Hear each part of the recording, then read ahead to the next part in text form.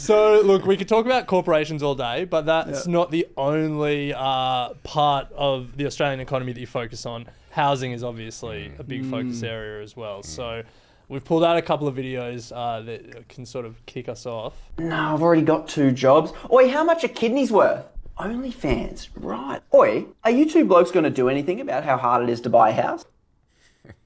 I mean, Duddo, you know how hard it is, struggling to afford rent, saving money to buy a house, don't you? I mean, you've already got a couple of houses. No, you just sold some. Your property was worth $6 million. Geez, I thought you were a cop. Oh no, you made your money through property investing. Right. So you're more of a property investor. Well, I mean, Albo, you're from Housing Commission. You get it, don't you?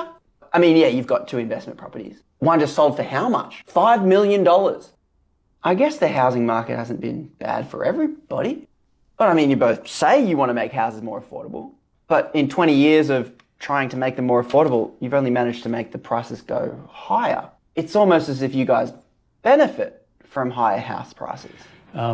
This $54 million in donations from property developers to both your parties, that wouldn't have impacted your policies, would it?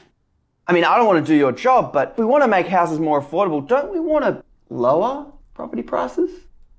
Oh, no. Sorry, I'm an idiot. For some reason, I was thinking that housing was meant to be a public good, accessible to everyone. I'm so dumb. I understand that it's meant to be an investment vehicle for wealthier Australians and corporations to grow their already considerable amounts of wealth. What was I thinking? Can you sell both kidneys? Oh, where to start? Where to start? Always the most controversial part of our Alright, guys, it's been great. no one is on the fence on this issue. No. So where do you start? I don't know. Well, I've got some stats. I think we pulled it up. So federal politicians on average own 2 properties. Yep.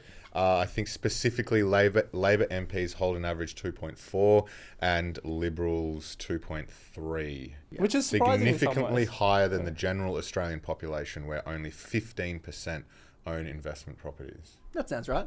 I think I remember seeing something similar. Yeah. Labor outdoing Liberal, I wouldn't have picked. No. Yeah, you wouldn't think that. Yeah, it's pretty wild. The other thing that I think that Ren and I talk about a lot on the show, and you kind of brought it up there when you said, you haven't been trying to do things to improve housing affordability. I think there's the affordability pieces where all policies that come through are actually like, how can we give people the opportunity to buy a house rather than how can we actually reduce house prices? It's like every policy is putting more money effectively in people's hands, which like obviously voters vote for and whatnot, but the effect of that is that there's just more demand on house prices. Eventually we end somewhere. And in my generation or the next one. And given that 2.5 properties per politician, it's like, what incentive do they have personally to reduce house prices? But then secondly, because so much of Australia from a wealth building point of view is so tied to their house price that falling house prices is game over for any politician. No quicker way to lose an election than for house prices to fall. Like you've got to you've got to change the cycle. Well, until there's enough people who don't own houses, until that like electoral math shifts, which eventually it would. If this trend continues, eventually there would eventually be more renters than homeowners. But we're not even close. We're not even close. Yeah. And I think to get things on the record with things as controversial as house prices and things, I think like a lot of my stuff in there comes from like Alan Kohler. His analysis on housing, and Cam Murray, his stuff on housing, which Alan Kohler is very conservative in kind of what he's saying. He's bare minimum saying, let's just stop pumping them for a start. Let's just level that and then allow we'll burn the millennials and Gen Z, you're screwed. But then the ones after, wages might have caught up, right? But then there's hope for the future. And so I think what happens is it so quickly turns into a straw man of like, oh, you want to bomb house prices, wreck the economy? Probably would. Like, probably a really bad thing for everyone's wealth to just drop through the floor. That sounds like a bad bubble bursting. Let's not do that. But like you said, the money going in and house prices going up, where does it end? And I feel like we can see the end of the train tracks. But politicians are just too afraid to do anything. Well, one of the policies on the Liberal side, isn't it, to try and give people first home buyers access to their superannuation? Yeah, and that is wild. I'll let economists debate whether that would continue the same trend of handing more people money to put into the property market. Well, that's exactly what it would do. We don't need no economists. debate. That's exactly what it'll do. And it also just completely erode their superannuation balance over the next 40 years. And it would just entrench inequality because people with higher super balances are people who earn more, and then they could pull more out, and then they could pay more. Wild You're just policy. you're just entrenching everything that's wrong. Recommendation. I don't know if you've seen. Have you listened much Cam Murray on superannuation? We've had him on the podcast. Oh, has he talked superannuation? Mainly housing. Mainly. Okay, yeah. Him on super is really good. He made me hate super. Really? Yes, Just why? yeah. So Why do you?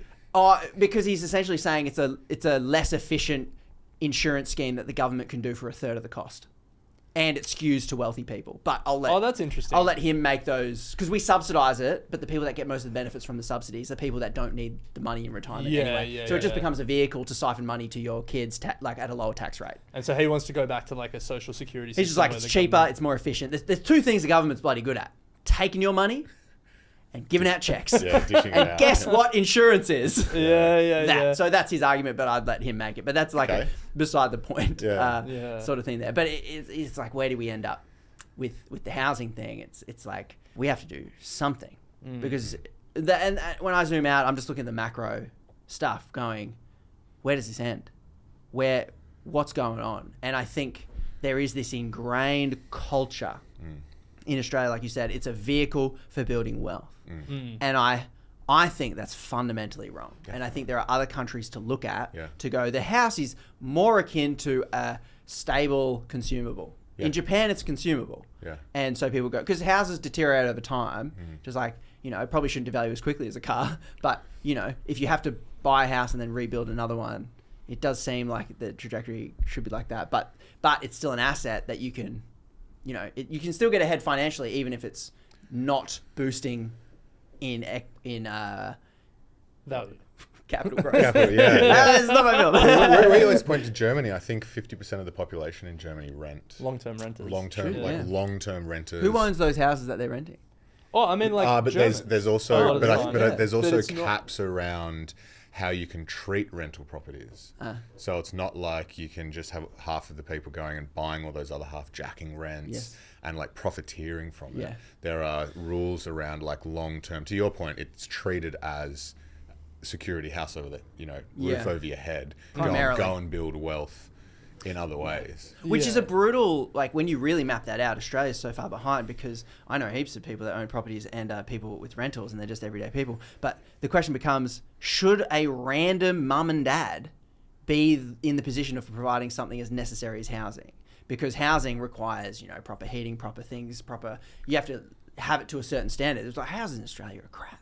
Like, then when I'm in Newcastle in winter, I don't run my gas heater for obvious reasons. I can't afford it. It's bloody cold. I mean, and then I was just in Japan in the middle of winter. There, I'm toasty as. So something's going on with our insulation and things like that. So our houses aren't built that well. Yeah. But we do have this idea that like, there's so many different arguments with the rental market. If it's controlled by like lots of individuals, then it becomes a lot harder to kind of regulate if housing is. And I think this is the conversation Aussies need to have.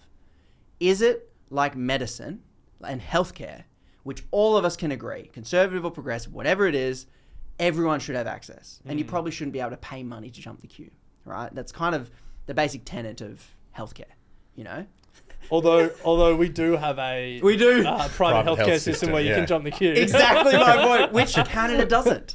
Because I was just looking into the healthcare system. I'm really anti our private healthcare system because the richer people can jump the queue. But let's go back to this thing that we think it is. Everyone should get access to it. And everyone should have it. And so the question becomes, is housing that? And if the answer is yes, we have to treat it differently. If the answer is no, then we've got the perfect system. Yeah. It's interesting. Cam Murray, I didn't realize this would be a big Cam Murray conversation. But he has a similar model for housing where he wants to see like a two-speed market, like a government-controlled market and a private market similar to healthcare. And like that's a model that I think, did he point to Singapore? Singapore's the example he uses. Yeah. I'm not an economist, but that sounds good to me. Yeah. Like, because that's if we do decide that housing is like medicine, because this is the example I use with Americans. Like, do we really need to learn the lesson that America's learned with healthcare? Every Aussie knows that healthcare to the highest bidder is the dumbest system in the world. America spend the most per capita on healthcare. Now I'm Bernie Sanders. And and get the worst outcomes. Yeah. 50% of bankruptcies are due to health. Doesn't happen in Australia. How great's that? How good are we? The question is housing the same as that? Because if it is, when you introduce the government as a player, it introduces a flaw to the product. A private health insurance can't be worse than what you get for free on the government. So all of a sudden, your private healthcare is going to be at least this. Otherwise, they can't exist as a product. So housing potentially could be, you get very basic but good, adequate government housing. You want more premium? There's a whole market for you. But you can't be worse than this, otherwise you can't exist. Whereas right now, houses are terrible and people are paying through the nose for them. That would be my layman's, non-economist understanding of housing. Yeah. God, it's wild. I will say this about investing. Everything you do learn is cumulative. What I learned at 20 is useful. Equity.